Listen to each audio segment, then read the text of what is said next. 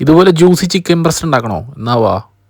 Chicken breast ആവശ്യത്തിന് കഴുകിയെടുക്കുക, എന്നിട്ട് ഇതുപോലെ ഫോർക്ക് വെച്ച് കുത്തി കൊടുക്കുക. അതിനുശേഷം നിങ്ങളുടെ ഫേവറേറ്റ് മസാല സെറ്റാക്കി എടുക്കാം. ഞാനിവിടെ ഉപയോഗിക്കുന്ന സിമ്പിൾ മസാലയാണ്.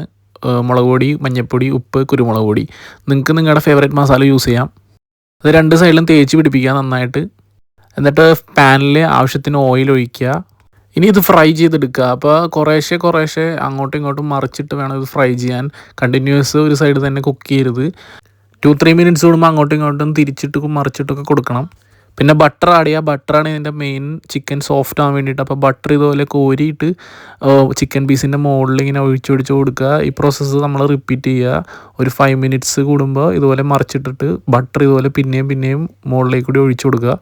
ബട്ടർ ഇതിൽ കൂടുതൽ ഇട്ട് കൊടുക്കുമ്പോൾ അതിൻ്റെ ടേസ്റ്റ് കൂടുതലായിട്ട് വരും. നമുക്കിപ്പോൾ ബട്ടർ ഒരു പീസും കൂടി ഇട്ട് കൊടുക്കുന്നുണ്ട് ഇതിൽ. ഇപ്പം നേരത്തെ പറഞ്ഞ പോലെ ബട്ടർ ഇതുപോലെ കോരി മുകളിലേക്ക് കൂടി ഒഴിച്ചു കൊടുക്കുക പീസിൻ്റെ. ബട്ടർ കൂടുന്തോറും ഇതിൻ്റെ ടേസ്റ്റ് കൂടും, അതുപോലെ ചിക്കൻ സോഫ്റ്റായിട്ട് വരും. അപ്പോൾ ഏകദേശം ഈ ഒരു പരുവാകുമ്പോൾ നമുക്ക് ചിക്കൻ റെഡിയായി, ഏകദേശം എടുക്കാറായി. അപ്പോൾ ഇത് ഒരു 5 മിനിറ്റ് റെസ്റ്റ് ചെയ്യാൻ വെച്ചിട്ട് ഇതുപോലെ കട്ട് ചെയ്തെടുക്കുക. അപ്പോൾ നല്ല ജ്യൂസി ആയിട്ടുള്ള ചിക്കൻ ബ്രസ്റ്റ് റെഡി ആയിട്ടുണ്ട്. ഇപ്പോൾ ജ്യൂസി ചിക്കൻ ബ്രസ്റ്റ് ട്രൈ ചെയ്യാത്തവർ ഈ റെസിപ്പി ട്രൈ ചെയ്ത് നോക്കുക.